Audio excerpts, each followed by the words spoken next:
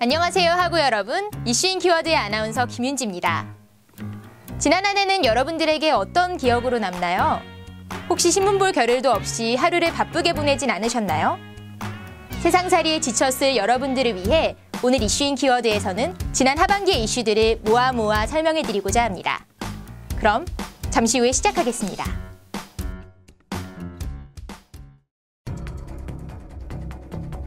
우선 9월의 키워드 트렁크 살인 사건입니다. 30대 여성을 살해한 뒤 차량에 시신을 넣고 불을 지른 피의자 김일군이 사건 발생 일주일 만에 검거됐습니다. 우리 학교와 인접해 있는 성동구의 동물병원에서 간호사를 위협하다 붙잡힌 겁니다. 경찰이 현상금 1,000만 원을 내걸고 공개 수배를 한 지 사흘 만이었습니다. 이에 앞서 김 씨는 충남 아산의 대형마트 주차장에서 35세 주모 씨를 납치해 살인한 후 차량에 넣고 불을 지른 바 있습니다. 이후 성동구의 한 동물병원에서 강아지 안락사용 약을 달라며 여성 간호사를 위협하던 중 경찰과의 격렬한 몸싸움 끝에 붙잡혔습니다. 검거 당시 김 씨의 바지 주머니에는 메모지 2장이 있었는데요. 메모지엔 형사, 판사, 의사, 우체국 여직원 등 수십 명의 근무지와 이름이 적혀 있었습니다. 숨진 여성을 비롯한 메모지 속 인물들이 평소 김 씨와 마찰이 있었던 것으로 밝혀진 데다가 조사 당시 김 씨가 이들을 모두 죽였어야 했다라고 중얼거림에 따라 추가 범행의 의도가 있었음이 밝혀졌습니다. 이 사건으로 김 씨는 지난 9월 구속 기소되어 현재까지 재판을 받고 있습니다.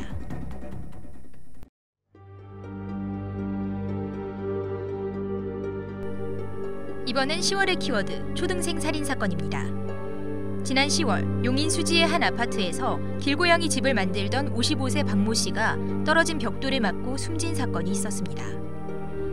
일주일 넘게 범인이 밝혀지지 않던 와중 범인은 아파트에 거주하고 있는 초등학생으로 밝혀졌습니다.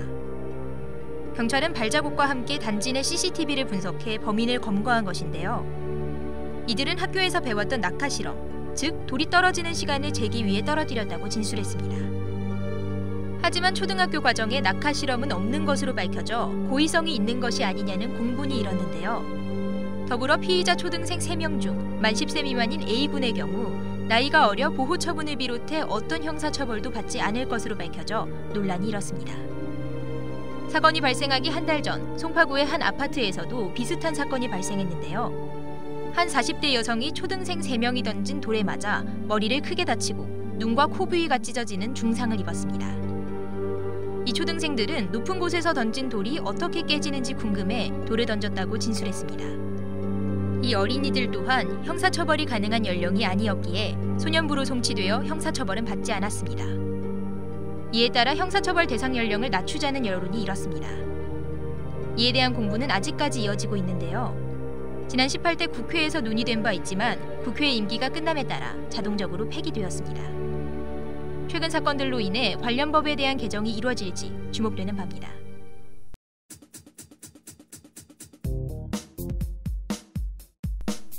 (11월의) 키워드 아이유 로리타 논란입니다. 국민 여동생 아이유가 논란에 휩싸였습니다. 가수 아이유의 신곡 제재를 둘러싼 갑론을박이 연일 이어지고 있는 건데요. 소설 나의 라임 오렌지 나무의 5살 배기 주인공 제재를 모티브로 삼은 가사에 대한 해석을 놓고 표현의 자유와 관련된 논쟁으로 계속해서 번지고 있는 겁니다. 아이유는 제재라는 캐릭터가 가진 성질이 섹시하다고 느끼고 가사를 썼다고 설명한 바 있습니다. 하지만 실제 소설 캐릭터인 제재를 성적으로 왜곡했다는 의혹이 제기되며 논란이 일은 겁니다. 이에 대해 아이유는 5살 어린아이를 성적 대상화하려는 의도를 가사로 쓰지는 않았다고 해명했습니다. 이 논란을 바라보는 전문가들의 의견도 갈리고 있는데요. 방송인 허지웅은 자신의 트위터에 표현에 있어 금기라는 선을 긋는 사람들은 모든 논의를 자신들이 설정해 놓은 윤리적인 틀 위로 가져가려는 경향이 있다고 지적했습니다. 심지어 일각에서는 같은 앨범 타이틀곡 23 뮤직비디오의 일부 장면이 소아성애를 뜻하는 이른바 로리타 콤플렉스를 자극하는 설정이 아니냐는 지적이 나오면서 논란은 더욱 거세졌습니다. 국내 아동성범죄 발생률이 점점 늘어남에 따라 여론의 이번 아이유 논란은 앞으로도 쉽게 그치지 않을 겁니다.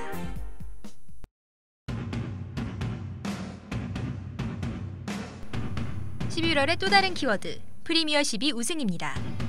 지난 11월 한국은 일본 도쿄돔에서 벌어진 미국과의 대회 결승에서 8대 0의 완승을 거두면서 프리미어12의 우승 트로피를 들어올렸습니다. 류현진, 오승환 등 주축 선수들의 부상, 그리고 해외 원정 도박 파문으로 인한 투수 3인방의 이탈까지. 김인식 감독이 이끄는 한국야구 대표팀은 각종 악재 속에 우승을 거머쥔 것인데요. 우승 못지않게 값진 것은 이번 대회를 통해 자연스러운 세대 교체에 성공했다는 점입니다. 김 감독은 전체적으로 세대 교체가 이뤄진 것에 대해 만족감을 전하면서도 투수 쪽에 좀 더 보완이 필요하다는 지적을 했는데요. 일본이나 미국에 비해 투수 쪽이 부족했다며 투수의 체력 보완이 필요하다는 입장을 보였습니다. 이번 대표팀이 최약체라고 불렸던 데에 대해 주장 정근우는 2008 베이징 올림픽 때에도 마찬가지였다. 우승이라는 결과물을 통해 선수들이 발전할 수 있었다고 전했습니다. 이번 대회를 통해 부쩍 성장한 선수들이 앞으로 어떤 활약을 보여줄 수 있을지 귀추가 주목되는 바입니다.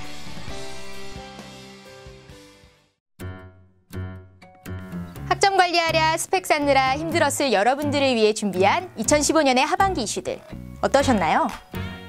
늘 라디오 방송으로만 만나다가 영상으로 만나니 좀 더 특별한 이슈인 키워드였습니다. 새로운 소식이 궁금한 학우 여러분들은 저희 한대방송국 페이지에서 다양한 소식 접할 수 있으니 많은 이용 부탁드립니다. 지금까지 이슈인 키워드의 김윤지였습니다. 감사합니다.